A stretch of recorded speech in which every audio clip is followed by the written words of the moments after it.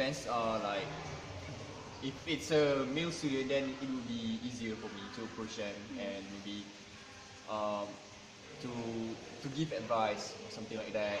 There must be reasons why they are behaving in such way. So we'll ask the students what is your problem, and we'll ask what do you really want to do in class. Maybe you want to do something else instead.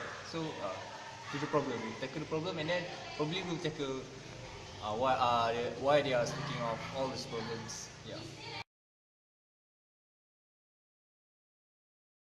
I do believe that how you perceive yourself is how you are going to make yourself better. Really. For example, like me myself, back in schools, I don't believe that I'm good in using English. Not that I'm very good right now, but I think if the person believes you can do it, you can actually do it. But if you don't have the confidence in yourself, so you won't be able to make it. But the thing is, to build a good self-fulfilling prophecies, the perception from others, from peers, from teachers is important. So yeah, I believe it does affect someone's ability in mastering any language. First, of course, encourages them.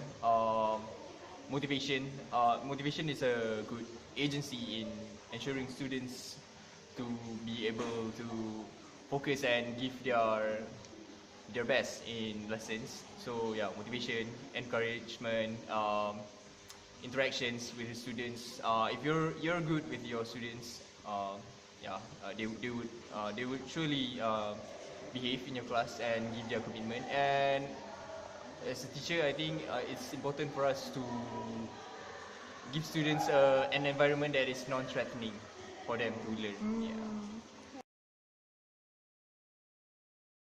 Perceptions build students' confidence and how they think of themselves. So if the teacher's perception on the students is good, then probably it will affect the students' perception. But if the teachers already think that the student's not good, so it would affect the students' perception of themselves.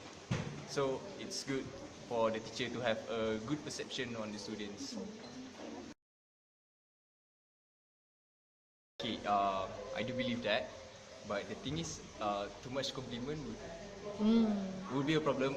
For example, when you compliment too much, and when you forgot to compliment when the students are not doing good, but you forgot to compliment, they will be inquiring why does the teacher didn't compliment me. But yeah, compliment is okay.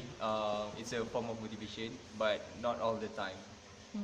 Yeah, make it regularly, but not as often.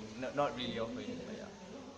Alright, that's all. Thank you for your time. Assumptions are often made by people, be it a good one or a bad one. Let's say you are an employer and one of your employees doesn't perform well in his task. Would you assume him the worst and in result saying things that will affect him negatively? Or would you assume him the best and say positive things to him that will make him to want to improve his task performance? In this video, we are going to talk about assumptions made by teachers and how these assumptions will have impact towards students. Implicit personality theory. Implicit personality theory, a system of rules that tells you which personal characteristics go with which other characteristics. For example, you have told that a person who is energetic and eager is also intelligent, although there is no logical reason why a stupid person could not be energetic and eager. Halo effect is a function of the implicit personality theory. That is, if you believe a person has some positive qualities, you're likely to infer that she or he also possesses other positive qualities. And if you know a person possesses several negative qualities, you are likely to infer that the person also has other negative qualities.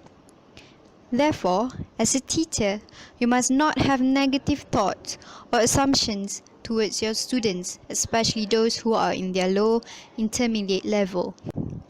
When using implicit personality theories, apply them carefully so as to avoid perceiving qualities that your theory tells you should be present in an individual when they actually are not. A self-fulfilling prophecy occurs when you make a prediction that comes true because you act on it as if it was true. Put differently, a self-fulfilling prophecy occurs when you act on your schema as if it were true, and in doing so, you make it true. For example, suppose you enter a group situation convinced that the other member will dislike you. Almost invariably, you'll be proved right. The other members will appear to you to dislike you. You may be acting in a way that encourages the group to respond negatively. In this way, you fulfill your prophecy about yourself. There are 4 steps in the self-fulfilling prophecy. First, you make a prediction or formulate a belief about a person or a situation. For example, as a teacher, you expect your student to be friendly in intrapersonal encounters. You act toward the student or situation as if the prediction or belief were true. For example, you act as if your student were friendly. Because you act as if the belief were true, it becomes true. For example, because of the way you act toward your student will become comfortable with you and friendly with you. You observe your effect on the person or resulting situation, and what you see strengthens your belief. For example, you observe your student friendliness, and this reinforces you to believe that your student is in fact a friendly. Self-concept. It states that your ideas about what others think of you hinge on your self-concept, which is your own beliefs about who you are. Self-concept develops from the images that others have of you. According to the concept of the looking glass self by Charles Horton Cooley, you will look at the image of yourself that others reveal through the way they communicate with you. Let us see this in the context of a teacher and a student. When a teacher assumes the worst of his student, he will have the tendency to speak worse things or communicate in a hostile manner with the student. The particular student will then grow and live in an unhealthy school environment where he experiences disrespect and treatment that he shouldn't receive. Hence, he will start to believe the worst things that his teacher said to him, and this contributes to his self-concept. With that being said, a teacher does play an important role in shaping students' self-concept and also self-image. Language is also the best manifestation of the culture. The language teachers speak with students, the words they use will have impacts to the students and will then grow as one of the cultures embedded. Hence, the way people see and view themselves start because of one thing: assuming.